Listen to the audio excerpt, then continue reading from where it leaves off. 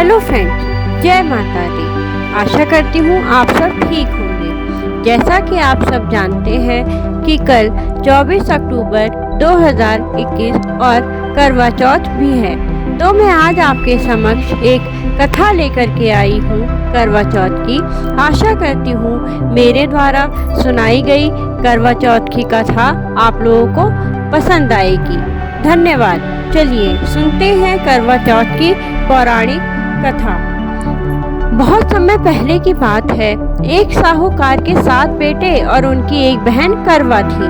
सभी 7 भाई अपनी बहन से बहुत प्यार करते थे, यहाँ तक कि वे पहले उसे खाना खिलाते, बाद में स्वयं खाते थे। एक बार उनकी बहन ससुराल से मायके आई हुई थी। शाम को भाई जब अपना व्यापार व्यवसाय बंद कर घर आए तो देखा उनकी बहन बहुत व्याकुल थी।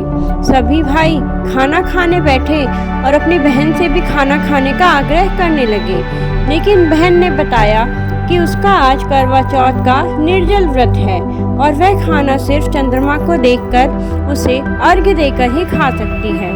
क्योंकि चंद्रमा अभी नहीं निकला है, इसलिए वह भूख प्यास से व्याकुल हो उठी है। सबसे छोटे भाई को अपनी बहन की हालत देखी नहीं जाती और वह दूर पीपल के पेड़ पर एक दीपक जलाकर चलनी की ओट में रख देता है। दूर से देखने पर वह ऐसा प्रतीत होता है कि जैसे चतुर्थी का चांद उदित हो रहा हो। इसके बाद भाई अपनी बहन को बताता है कि चांद निकल आया है, तुम उसे अर्घ्य देने के बाद भोजन कर सकती हो। बहन खुशी के मारे सीढ़ियों पर चढ़कर चांद को देखती है, उसे अर्घ्य देकर खाना खाने बैठ जाती है।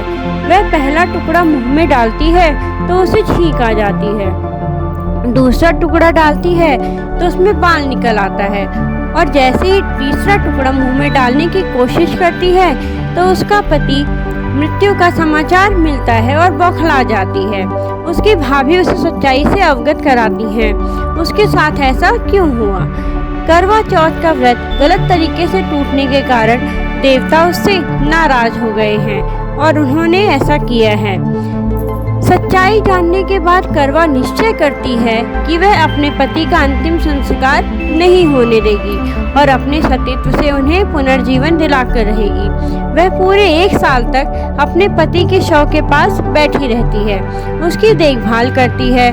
उसके ऊपर उगने वाली सुई नुमा घास को वह एकत्रित करती जाती है। 1 साल बाद फिर करवा चौथ का दिन आता है। उसकी सभी भाभियां करवा चौथ का व्रत रखती हैं। जब भाभियां उससे आशीर्वाद लेने आती हैं तो वह प्रत्येक भाभी से यम सुई ले लो, पिय सुई दे दो, मुझे भी अपनी जैसी सुहागिन बना दो, ऐसा आग्रह करती है। लेकिन हर भाभी उसे अगली भाभी से आग्रह करने का कह के चली जाती है। इस प्रकार जब 6ठे नंबर की भाभी आती है तो करवा उससे भी यही दोहराती है।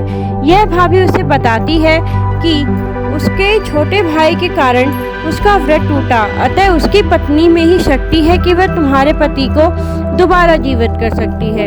इसीलिए जब वह आए तो तुम उसे पकड़ लेना और जब तक वह तुम्हारे पति को जिंदा ना कर दे उसे नहीं छोड़ना। ऐसा कहकर वह चली जाती है। सबसे अंत में छोटी भाभी आती है। करवा उनसे भी सुहागिन बनने का आग्रह करती है, लेकिन वह टाल मटोली करने लग जाती है। इसे देख करवा उन्हें जोर से पकड़ लेती है और अपने सुहाग को जिंदा करने के लिए कहती है। भाभी उससे छुड़ाने के लिए नोचती हैं, खसोटती हैं, लेकिन करवा नहीं छोड़ती है।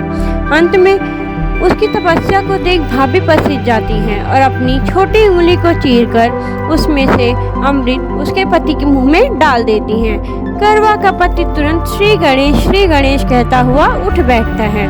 इस प्रकार प्रभु की कृपा से उसकी छोटी भाभी के माध्यम से करवा को अपना सुहाग वापस मिल जाता है।